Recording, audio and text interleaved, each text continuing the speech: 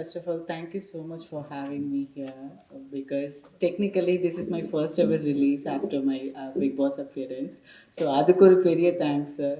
And sir வந்து first time எனக்கு subject சொல்ல கால் பண்ணுறப்பவே எனக்கு ரொம்ப கன்ஃபியூஷன் இருந்தது இந்த ரோல் பற்றி எடுத்துகிட்டு வரப்போவே. Because like let it be entertainment, let it be business, but அதை தாண்டி நமக்கு ஒரு பெரிய ரெஸ்பான்சிபிலிட்டி இருக்குதுன்னு நான் ரொம்ப நம்புகிறேன். அதே நம்பிக்கை சாருக்கும் இருந்ததுனால தான் என்னவோ இந்த ப்ராஜெக்ட் 2 பேர்னாலே ஒருத்தர் பண்ண முடிஞ்சிருக்குன்னு நான் நினைக்கிறேன். பிகாஸ் அவர் சொல்கிறப்போ எனக்கு எப்போதுமே ஒரு பயம் இருந்துகிட்டே இருக்கும். அது ரியாலிட்டியாக இருந்தாலும் அதை நம்ம அப்படி காட்டிடக்கூடாது அப்படின்னு, ஏன் ஒரு பாசிட்டிவாக ஒரு ஹோப் கொடுக்குற மாதிரியான ஒரு விஷயங்கள் என்டர்டெயின்மெண்ட்டாக இருந்தாலும் கொடுக்க முடியாதா அப்படிங்கிற ஒரு கேள்வி எனக்கு எப்பொழுதுமே இருந்துகிட்டே இருந்திருக்கு. ஸோ அதனால் சார் கேட்டப்போ எனக்கு குவைட் என்னால் அண்டர்ஸ்டாண்ட் பண்ணிக்க முடியாத மாதிரி இருந்தது. அப்புறம் அவரோட கன்விக்ஷன்ஸ் ரொம்ப ஸ்ட்ராங்காக இருந்தது. Then he convinced me actually. So அதுக்கப்புறம் தான் we finally ended up with this. And அதுக்கப்புறம் அந்த ரோல் எடுத்து பண்ணுறதுக்கப்புறமா அந்த மொத்த சப்ஜெக்டே அது எவ்வளோ ஒரு சோஷியலி ஒரு ரெஸ்பான்சிபிளான ஒரு சப்ஜெக்ட் அப்படின்னு பார்க்குறதுக்கு அப்புறம் தான் கண்டிப்பாக இதில் ஒரு பார்ட்டாக இருக்கணும்னு ஆசைப்பட்டேன். So I am extremely proud and glad to be a part of the subject sir. So thank you so much for having me with this. And Jafar sir கண்டிப்பாக இந்த மாதிரி ஒரு ஃபீமேல் சென்ட்ரிக் சப்ஜெக்ட், அதுவும் இப்போ இருக்கக்கூடிய இந்த டைமில் இப்படி ஒரு மெசேஜ் கன்வே பண்ணுறதுக்கு I do not know like எவ்வளோ பேர் ரெடியாக இருப்பாங்க அப்படின்னு. ஸோ அவ்வளோ சப்போர்ட் கொடுத்துருக்காங்கன்னு இவங்கெல்லாம் சொல்கிறது வச்சு தெரிய வருது. So thank you so much sir for that. அப்புறம் ஷூட்டிங் டைமில் I really had a fun time working with Kayal and Anandhi and Rishi. Because like அவங்க 2 பேருமே ஒரு ஃபஸ்ட் பெஞ்ச் ஸ்டூடெண்ட் மாதிரி ஜாலியாக இருப்பாங்க. லைக் கேமரா ஆக்ஷன் சொன்னால் டக்குன்னு பெர்ஃபார்ம் பண்ணிடுவாங்க. நான் மட்டும் பேன் உட்காந்துருப்பேன் பேக் சீட்டில். So then I'm a big fan of துஷியோட டான்ஸுக்கு. So you guys will witness it on screen. So thank you so much. அப்புறம் head master Karthik sir. So கண்டிப்பாக அவரை பற்றி பேசியே ஆகணும். அவர் எப்போ ஃபோன் பண்ணாலும் எனக்கு ஒரு பெரிய பயம் வந்துகிட்டே இருக்கும். பிகாஸ் அப்படி அவர் டோனே அப்படி மிரட்டுற மாதிரி இருக்கும். But it was fun working with. And முக்கியமாக சொல்லணுன்னா ப்ரொடியூசர் சாருக்கு உங்களோட ₹1 கூட வீணாக போயிருக்காதுன்னு நான் நினைக்கிறேன் சார். Because I was about to take ஃப்ளைட்டுக்கு நான் கிளம்பிட்டு ஷூட் முடிச்சுட்டு அப்போது சடனாக விக்ரம் ஏடி கால் பண்ணுறாரு, மேம் ஒரே ஒரு சீன் மட்டும் மிஸ் ஆயிருக்கு, திருப்பி வரீங்களா, வந்து முடிச்சு கொடுத்துட்டு போகிறீங்களா அப்படின்னு. So which over the days I was working I was completely occupied. So அது ரொம்ப சந்தோஷமாக இருந்தது, மன நிறைவாக இருந்தது. கொஞ்ச நாள் ஒர்க் பண்ணாலும் ஒரு கம்ப்ளீட்லி பிஸியான ஒரு ஷெட்யூலில் ஒர்க் பண்ணது ரொம்ப சந்தோஷமாக இருந்தது. அண்ட் அதே சந்தோஷம் உங்களுக்கும் பார்க்குற எல்லாருக்கும் அந்த ஸ்க்ரீனில் அந்த மெசேஜ் அப்படி கன்வே ஆகும்னு நான் நம்புகிறேன். So thank you so much for having me. That's all. Thank you. அவருக்கு தண்ணி சாப்பிட்ற பழக்கம் இல்லை, ஸ்டேஜ்லேயும் சரி பொதுவாகவும் சரி.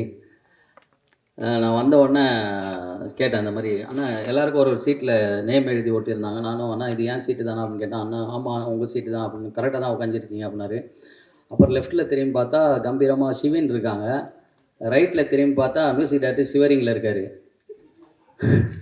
ஃபஸ்ட்டு ஸ்டேஜ் நம்ம எதனா பேசணும்னு சொல்லிட்டு காலையில் முதல்ல அர்ஜுன் மாதிரி கண்ணாடி முன்னாடி நின்று பேசிகிட்டு இருக்காரு. ரெஸ்ட் ரூமில் கூட்டிகிட்டே இருக்காங்க. எங்கன்னா பார்த்தா ரெஸ்ட் ரூம் கண்ணாடியில் போயிட்டு பேசிட்டு இருக்காரு.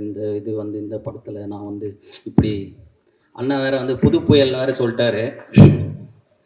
இன்றைக்கி 2 பேர் தான் யூடியூப்பில் ட்ரெண்ட் ஆக போகிறாங்க. ஒன்று தளபதின்னு சொன்ன இசையமைப்பாளரும், இன்னொன்று புதுசாக அரசியல் கட்சி ஆரம்பிக்கிறாங்கன்னு சொன்ன அந்த சாரும். நம்மளுக்கு அப்போல்லாம் தேவையில்லை, நம்ம படத்தை பற்றி பேசிட்டு போயிடுவோம், நமக்கு எதுக்கு. ஃபஸ்ட்டு ஒரு படம் உருவாகிறதுக்கு முக்கியமான ஒரு விஷயம் என்னென்னா ப்ரொடியூசர்ஸ். ஸோ அவங்க நினச்சா தான் இவ்வளோ பெரிய விஷயங்களை பண்ண முடியும். ஸோ அந்த மாதிரி ஜாஃபர் சாரை பற்றி சொல்லணுன்னா, எங்கள் முதலாளி நல்ல முதலாளி, வெள்ளை மனம் பிள்ளை கோணம் கொண்ட முதலாளி. அவங்க ஆஃபீஸ் போனோன்னா ரொம்ப சந்தோஷமாக இருந்தது. என்னென்னா JSM, Jafar sir, Salim sir, Moideen sir, அவங்க 3 பேரும் எப்படி இருப்பாங்கன்னா, அந்த சமுத்திரம் படத்தில் வர சரத்குமார் தம்பிங்க மாதிரி இருப்பாங்க. எப்படி நான் டக்குன்னு கண்டுபிடிச்சேன்னா, அது அவர் சொல்லுவார் அந்த டைலாக்ல, அண்ணன் சொன்னால் தம்பி கேட்கணும்டா, தம்பிக்கு ஒன்றுன்னா அண்ணன் பார்க்கணும்டா அப்படின்ற மாதிரி. அவர் அந்த படத்தில் விஷத்தை கொடுத்து குடிக்க சொல்லுவார், டக்குன்னு எடுத்து குடிச்சிருவாங்க. அந்த மாதிரி அவங்க ஆஃபீஸ் போனோன்னா அவங்க 2 பேருக்கு கிரீன் டீ சாப்பிட்றீங்களா, சாப்பிட்றேண்ணே அப்படின்னு சொல்லிட்டு அந்த கிரீன் டீ குடிச்சாங்க. எனக்கு அந்த சீன் அப்படியே நினைவுக்கு வந்துட்டு போகுது. என்கிட்ட வேறு ஒரு கிரீன் டீ கொடுத்துட்டாங்க, என்னால் குடிக்க முடியாமல் குடிச்சிட்டு இருந்தேன். என்ன கதிர் உங்களுக்கு பிடிக்கும் சார், பிடிக்கலன்னு சொன்னால் படத்துலேருந்து எடுத்துருவாங்கன்னு சொல்லிட்டு பிடிக்கும்னு சொல்லி அந்த கிரீன் டீயை உட்காந்து குடித்தேன்.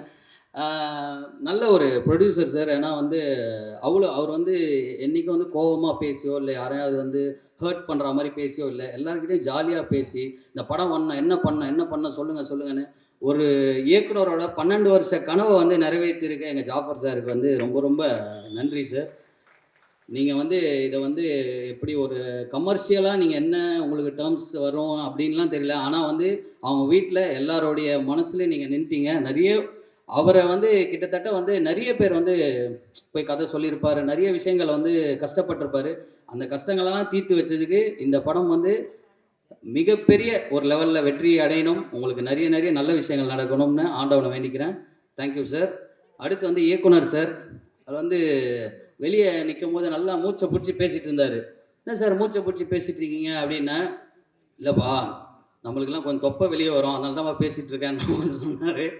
ஸோ இந்த தில் படத்தில் வந்து விவேக் சார் வந்து இருப்பார். அவர் என்னன்னா அந்த மாதிரி பெண்களோட மனசை பிடிச்சி நான் ஒரு படம் பண்ணி ஆகணும் அப்படின்ற மாதிரி அவர் இது பண்ணார். கடைசியாக வந்து அவர் வந்து பெண்ணாகவே மாறிடுவார். ஆனால் எங்கள் இயக்குனர் அப்படி இல்லை. அவர் பெண்ணாக ஆனார், இவர் வின்னானார் இந்த படத்தை எடுத்து. அதே மாதிரி ஒவ்வொரு ஒரு ஃபர்ஸ்ட் லுக் போஸ்டராக இருக்கட்டும், இல்லை நிறைய விஷயங்களாக இருக்கட்டும், அதை பார்த்து கார்த்தியானாலாம் எப்போ ஃபோன் வந்தாலும் கார்த்தியானாக்கு வந்து குபேந்திரன் சார் வந்துகிட்டே இருக்கும். அவரே நான் காட்டாமலே சொல்ல குபேந்திரன் சார் ஆமாப்பா அவர் தான் அப்படின்னு. ஸோ ஒவ்வொரு விஷயத்தையும் பார்த்து பண்ணுற ஒரு டைரக்டர். கண்டிப்பாக நீங்கள் வந்து ஒரு மிகப்பெரிய ஒரு உயரத்துக்கு போகணும் சார். உங்கள் மனைவிக்கும் கண்டிப்பாக, ஏன்னா வந்து ஃபஸ்ட்டு எடுத்தோன்னே கீழே நான் சொன்னார் வந்து ஹீரோயின் கூட வந்து நீங்கள் 3 பேரும் உட்காந்து ஃபோட்டோ எடுங்கன்னு. இல்லை வந்து எல்லா ஆண்களுக்கு பின்னாடி ஒரு பெண் இருக்கணும்னு சொல்லி டக்குன்னு பின்னாடி போய் உட்காந்துட்டாங்க.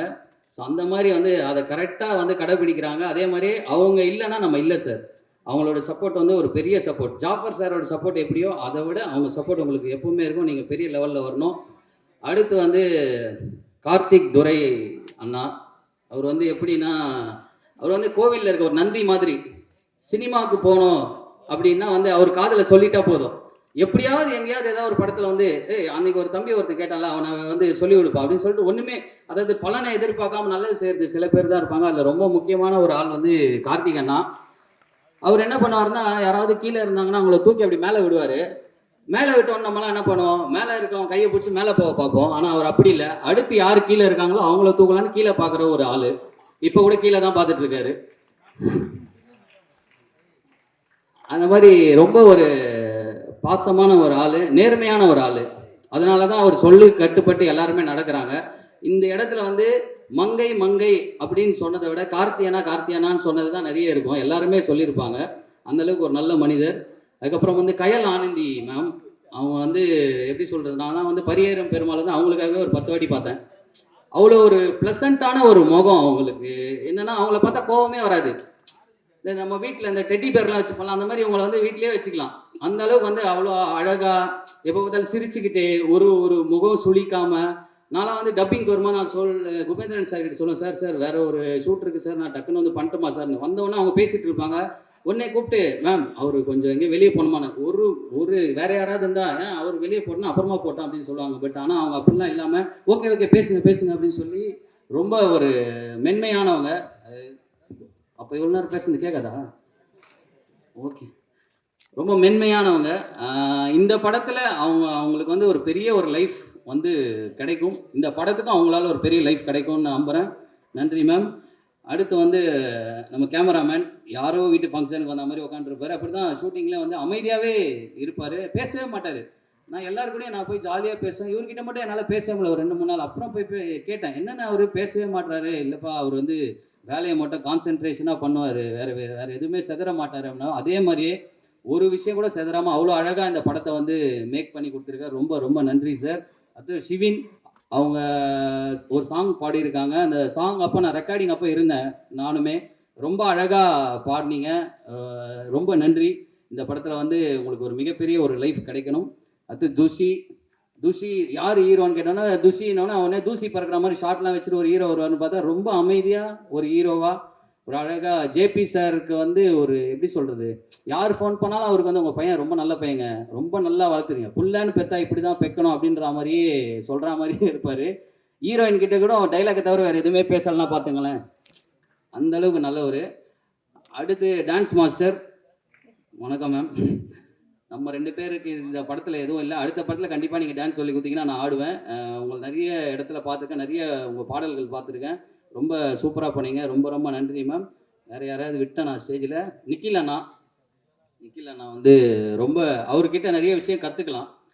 என்னன்னா அவர் வந்து சின்ன படம் பெரிய படம் அப்படிலாம் பார்க்க மாட்டார். நம்ம படம் அப்படின்னு பார்ப்பாரு. இந்த விஷயத்தை நான் அவர்கிட்ட நான் கற்றுக்கிட்டேன். எந்த படமாக இருந்தாலும் அது நம்ம படமாக நினச்சி அதுக்கு முழு மனசோட உழைச்சோம்னா அது பெரிய லெவலில் போய் சேரும்ன்றது அவர்கிட்ட கற்றுக்கிட்டேன். அதே மாதிரி உழைப்பு, என்ன என்ன நேரமாக இருந்தாலும் எதுவாக இருந்தாலும் அவர் வந்து நல்லா உழைப்பார். அவர் என்ன தான் மற்றவங்களை கலாச்சாரம் அவரை பற்றி நான் நல்லா மட்டுமே தான் பேசுவேன்னு சொல்லிட்டு கிளம்புறேன். நன்றிண்ணே. Thank you thank you. எல்லாருக்கும் வணக்கம். Firstly, I want to apologize everyone for being late. Sorry. Chennai traffic. And thank you so much. எல்லாரும் புரிஞ்சுக்கிட்டு பேஷன்ஸாக இருந்ததுக்கு thank you so much. எங்கள் படம் மங்கை ட்ரெய்லர் ரிலீஸ் ஆச்சு. இன்னைக்கு ரொம்ப எக்ஸைட்மெண்ட் அண்ட் ரொம்ப கிராட்டிடியூடோடு இங்கே நின்றுட்டுருக்கேன். ஏன்னா இந்த ஃபிலிம் எப்படி ஆரம்பிச்சதுன்னா, எங்கள் கயல் சினிமாட்டோகிராஃபர் வெற்றி சார் வந்து ஒரு நல்ல சப்ஜெக்ட் இருக்குது கேளுங்க அப்படின்னு சொன்னார். நான் யூஸ்வலி ஒரு படத்தை டைரக்டர் மீட் பண்ண முன்னாடி ஒரு பிச் டெக் சினாப்சிஸ் எல்லாமே பார்த்துட்டு நல்லா இருக்கு பிடிச்சிருக்குன்னா வந்து கேட்பேன். ஒரு பிளாங்க் மைண்டோட குபேந்திரன் சார் மீட் பண்ணியிருக்கேன். ஒரு 2 hours நரேஷன் கொடுத்துட்டாரு. டைலாக் டு டைலாக் எவ்ரிதிங் ஒரு ஸ்கிரிப்ட் புக்கோடையே வந்து உட்காந்துட்டு நரேஷன் கொடுத்துட்டாரு. படம் ஒரு 2 hours படம் பார்த்த மாதிரி ஒரு ஃபீலிங் வந்துச்சு. அண்ட் நரேஷன் முடிச்சதுக்கப்புறம் எனக்குள்ள ஒரு பயம், அட் த சேம் டைம் கண்டிப்பாக இந்த படம் மிஸ் பண்ணக்கூடாது அப்படின்னு ஒரு feeling. I was meant to do this film. அதனால தான் ஐ மெட் குபேந்திரன் சார் அப்படின்னு நினச்சிருக்கேன். This film is very very special to me. ஏன்னா நிறைய நாளுக்கு அப்புறம் எனக்குள்ள ஒரு ஸ்பார்க், எனக்குள்ள ஒரு எக்ஸைட்மெண்ட், எனக்குள்ள ஒரு பயம். அண்ட் ஷூட்டிங் போகிற முன்னாடி வந்து அந்த ஃபீலிங்ஸ் எல்லாம் வந்து ஒரு ஆர்டிஸ்ட்டுக்கு இருக்கும். அண்ட் ஒரு ஆர்டிஸ்ட்டுக்கு அவங்களோட இமேஜ் வந்து பிரேக் பண்ணுற மாதிரி கேரக்டர்ஸ் ஒரு சில படத்தில் தான் நடக்கும். கண்டிப்பாக எனக்கு மங்கையில் நடக்கும்னு நான் நம்புகிறேன். அண்ட் எங்கள் டீம் எல்லாருக்கும் from bottom of my heart thank you so much. உங்கள் எல்லாரோட சப்போர்ட்னால தான் இந்த ஃபிலிம் வந்து it happen. Especially Kubendran sir, thank you so much. ஒரு பெரிய டைரக்டராக வருவார் இந்த ஃபிலிம்க்கு அப்புறம். அவரோட ஃபர்ஸ்ட் படத்தில் நான் வந்து நடித்ததுக்கு ரொம்ப ரொம்ப சந்தோஷப்படுறேன். எங்கள் சார் எப்படின்னா ஒரு ப்ரொடியூசர் பர்ஸ்பெக்டிவ்லேருந்து யோசிச்சுட்டு, ப்ரொடியூசர் பணம் தன்னோட பணம் அப்படின்னு நினச்சிட்டு அவ்வளோ ரெஸ்பான்சிபிளாக வந்து படம் எடுத்துட்டாரு. அண்ட் இங்கே ப்ரொடியூசரும் அப்படி தான். இந்த சப்ஜெக்ட் வந்து ஒரு ட்ராவல் சப்ஜெக்ட். ஒரு ஸ்கெட்யூல்ஸ் எல்லாம் பிரேக் பண்ணி ஒரு 2-3 ஸ்கெட்யூல்ஸில் வந்து படம் பண்ணால் வந்து அந்த எசன்ஸ் போயிடும், அந்த ஃப்ளோ போயிடும், கண்டினியூட்டி பிரச்சனைகள் நிறைய வந்துடும். அதெல்லாம் யோசிச்சுட்டு ஒரே சிங்கிள் ஸ்கெட்யூலில் வந்து படம் முடிச்சிட்டாரு. It was possible just because of Jafar sir. Thank you so much Jafar sir. எங்களுக்கு எல்லாருக்கும் வந்து எந்த ப்ராப்ளம் வராமல் ஒரு சிங்கிள் ஸ்கெட்யூலில் எல்லா டெக்னீஷியன்ஸும் ஹாப்பியாக ஃபீல் பண்ணுற மாதிரி எல்லாரும் பார்த்துக்கிட்டாங்க. அண்ட் அவங்க 2 பேரோட பாண்டிங் பார்த்தாலே ரொம்ப அழகாக இருக்கும். ப்ரொடியூசருக்காக இன்னும் நிறைய செய்யணும், அவங்க பெர்ஸ்பெக்டிவ்லேருந்து இவங்க யோசிச்சுப்பாங்க. அண்ட் ப்ரொடியூசர் சார் வந்து இவங்க நல்ல குவாலிட்டியான ஃபிலிம் எடுத்துகிட்டு இருக்காங்க. ஸோ இது கரெக்டாக வந்து ஆடியன்ஸ்க்கு கொண்டு போய் சேரணும். ஸோ எந்த விஷயத்துலையும் வந்து நம்ம வந்து எங்கேயும் குறைய வந்து காமிக்கக்கூடாது அப்படின்னு எங்கள் ப்ரொடியூசர் சார் 2 பேரும் அவ்வளோ அழகான ஒரு bonding. And it's a phone for me to meet these genuine people. And Thushi அவரை வந்து கார் ஓட்டிகிட்டே வந்து நடிக்கணும். அவங்களுக்கு டபுள் டாஸ்க்கு என்ன விட, பட் ரொம்ப நல்லா பண்ணியிருக்காங்க.